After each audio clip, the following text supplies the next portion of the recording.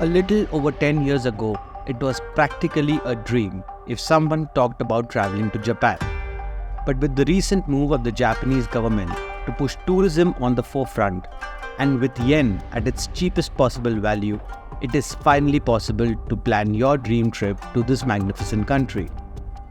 Visiting Japan for the first time can be fascinating, exhilarating, and perhaps above all, confusing. Where to go? What to do? Where to stay? And how much will it cost?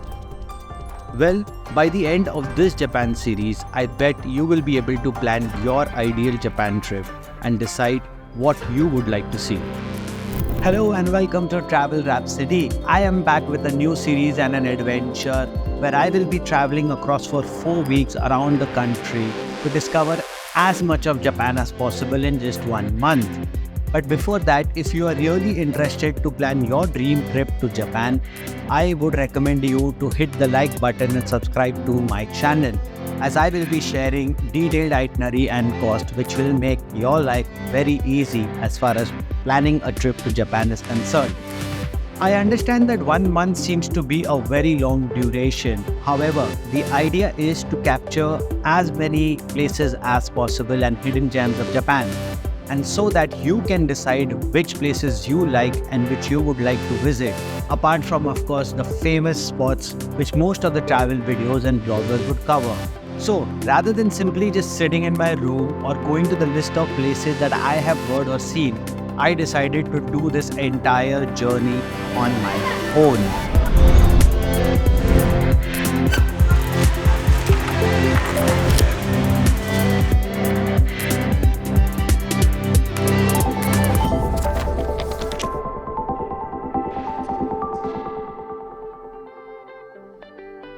From witnessing the most beautiful sakura season in the northern region to traveling to the 6th largest island of Japan, Sado Islands, getting lost in the ancient streets of Kyoto and have a day out in the neon-lit streets of Osaka, from ascending the smoldering active volcanoes to meeting our dear friends in Nara, or swimming in the most beautiful blue waters of Okinawa, and experience an entire city of Beppu covered with smoke because of the active hot springs, finding out where the famous yuzu lemons come from and trying to catch fresh noodles flowing down a waterfall, and finally exploring the mega city of Tokyo. I will reveal the best locations to cover and of course try some of the most delicious local dishes along the way. Well, technically there is no right way to see Japan, but if you are coming here for the first time, then you definitely need to see and experience certain places to understand Japan's past, present and even the future. The vast majority of people land in Tokyo, either at the Haneda or the Narita airport. So our journey begins and ends at Tokyo. In my case, I land at the Narita airport and head straight to Akita to witness the most awaited cherry blossom or the sakura season. With all the bases covered, the first thing that I plan to do is witness the sakura season, and I read that Aomori is one of the best spots to do so in all of Japan. Hence, I made Akita Prefecture my base, which is approximately a 4-hour Shinkansen train ride from Tokyo city center, and also named after the famous breed of Akita dogs. Once I reach Akita, I plan to unwind all the jet lag and start fresh the next day, heading to witness the most beautiful season ever. So today we are off to Hirosaki Castle in the city of Aomori, known for its very pretty cherry blossom, which is just 2.5-hour train journey from Akita. Once you reach here, you will find local buses that will take you to the Hirosaki Castle, which is spread over acres of land located in the Tohoku region in the northern part of Japan. Hirosaki Castle is widely considered to be one of Japan's most beautiful castles and amongst the few originals.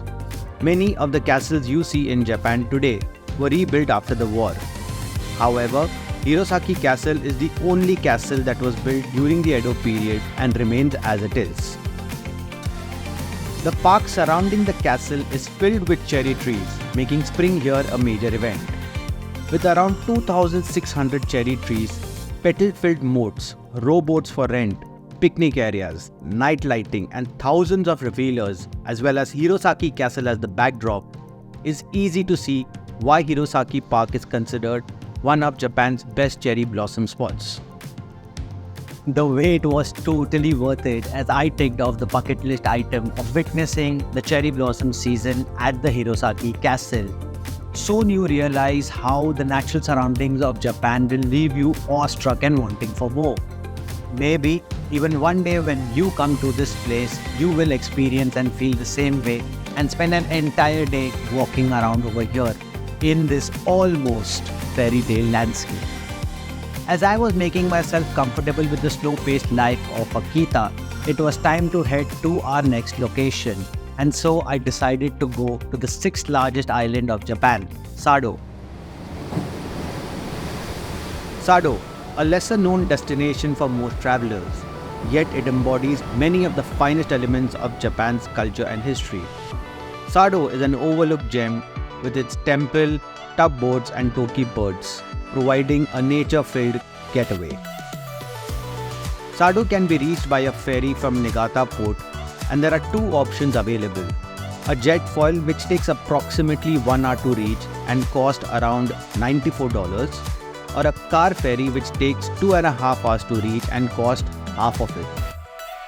Niigata port is approximately a 3.5 hour train ride from Akita, and the ride in itself is a wonderful experience as you pass various sea-facing towns and tunnels along the way. Upon reaching Sado, the plan is to pick a rental car as the island is fairly remote, so better to have your own transportation. Check into a hotel and have a nice quiet dinner before we hit the bed and start early the next day. After a rainy couple of days, I finally had a nice sunny day to explore Sado, and so I decided to discover the island's unique history in Shukunegi. Sado's medieval port in a pretty cove over 100 wooden houses made of old ship planks form fascinating close-knit warrens through Shukunegi. A village port where shipbuilders and merchants resided saw prosperous years of the Sado Kinzan gold mine, which we will try to cover later today. So I often tell the foreign tourists that the Sado is like a microcosm of Japan. Shukunegi has been attracting not only Japanese but foreign tourists too, because of this cargo ship or freight ship. It was used about almost 300 years ago until 150 years ago. This type of cargo ship sailed between Hokkaido along the Japan Sea, right, and to the Osaka. Okay. So this village, the ship owners, shipbuilders, and sailors used to live, and the houses have been packed like this. You can stroll through these empty streets, visit the ancient homes now converted to museums, or just sit and breathe in the quiet, soothing atmosphere, imagining what a busy little village this would be back in the days. I am standing at the junction of the Triangle House, which is basically reconstructed on the basis of the layout of this village to give people access to multiple lanes and bylanes. As you can see behind me, this house was reconstructed in the shape of a triangle to give it an access so that people can walk from this side, people can walk on this side, and people can also go straight from here to the other parts of the village. The town is also one spot on Sado where visitors can enjoy a ride in a tarai bune or a hangiri, a traditional tub fishing vessel which is unique to this region. From here, I decided to visit one of Japan's most impressive industrial heritage sites, the ruins of Kitazawa flotation plant. Built during the first half of the 1900s, this was the biggest producer of ore in East region of entire Asia, as Sado used to be the biggest gold mine. A flotation plant is a site where the final stages of gold mining takes place. As it was raining, I really couldn't explore much of Sado, but there are definitely many experiences that you should have, like driving around the coastal road with mountain and green landscapes on one side and ocean on the other. Visiting the Toki Forest Park, which is a popular sightseeing spot where you can learn about the history of crested ibises and Sado's conservation efforts, as well as see actual crested ibises.